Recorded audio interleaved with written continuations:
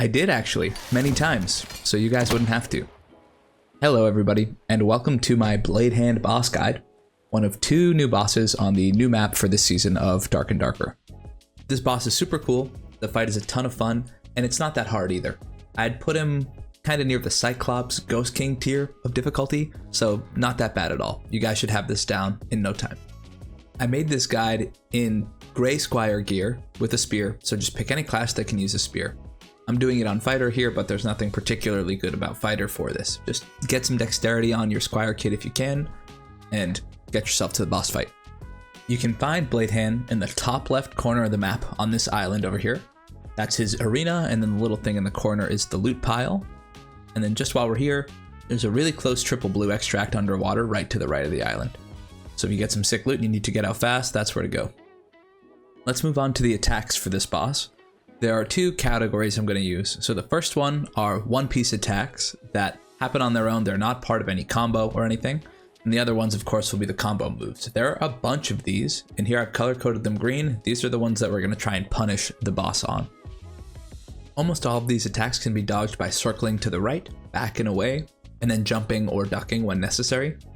I don't think it's necessary to give you step-by-step instructions for how to dodge each move for this boss. It's pretty straightforward.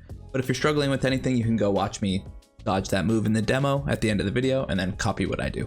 Next, I'm going to show you a quick example of the boss performing each of the moves so you know what to expect when you go to attack this boss. We're going to start off with the one-piece attacks. Alright, the first thing he might do is this backstep. He does this just to generate space, maybe to shoot you or charge at you. The next one is the hand cannon. He pulls out a gun out of his blade hand and aims for your head. This thing does a ton of damage. So this is one of the benefits of using a spear. So you can block it if you line it up just like this with the barrel of the gun. Next up we have the charging slash. Just move to the right. You don't need to jump and it's super punishable.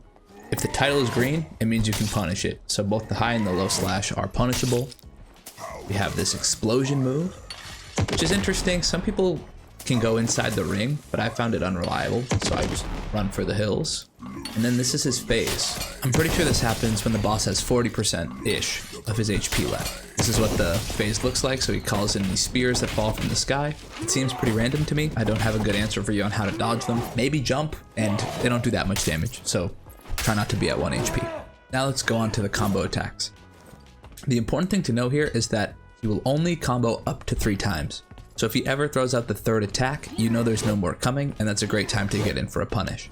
Besides this, certain attacks are always the end of a combo, so you can also punish those. Those are the ones that I've color-coded green. Don't worry too much about all these attacks with white titles. You're just going to circle back and to the right and dodge them almost all the time. Unless they're the end of a combo, then you're going to punish it. But in the back section here, we have all the attacks that are super punishable, so pay attention here. What we're looking for is any attack that hits the ground or the big obvious lunge are the things we want to punish no matter what. So to reiterate, the times we're going to hit the boss are when he does one of these overhead or lunge attacks, or if he does a 3rd move in a 3-move combo. There are a couple quick tips I want to give before I send you off to the demo. The first thing is he likes to start his combos with a quick attack coming from his blade hand, and it's right at head level. At the beginning of a combo, when in doubt, duck and move to the right. This will dodge all of the blade hand attacks, and they're super scary, so look out for these. The other thing is, make sure you get 2 stabs in on each punish. I've tried doing it just 1 stab with the spear on each punish, and it takes way too long to do the boss. So I'd recommend trying to get 2, and it might mean that you need to jump or duck a move because you'll be within range, but I think that's the best way. The boss will die faster, and that means you need to dodge less moves. Oh, and one more thing, you can get a free stab in as he's like slow walking towards you before he starts swinging. So take advantage of that too. I think I've told you everything I need to tell you now about this boss, so I'm going to send you off into the color-coded demo. Basically, it's a walkthrough where the move that the boss is performing is highlighted blue, and then if you're supposed to punish it, I've highlighted it green. So I'm going to shut up here. If you need to watch this a couple times, it'll just be the music in the demo, so you can get a feel for what the boss is doing and when you're supposed to hit that.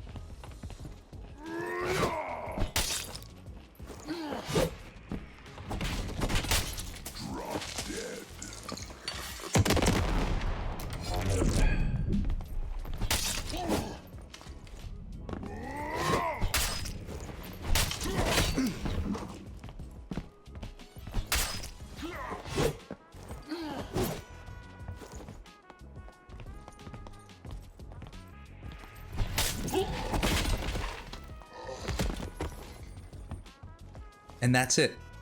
If you're still here, thanks so much for watching. Please consider giving a like or subscribing if you found this helpful. See you guys in the next video.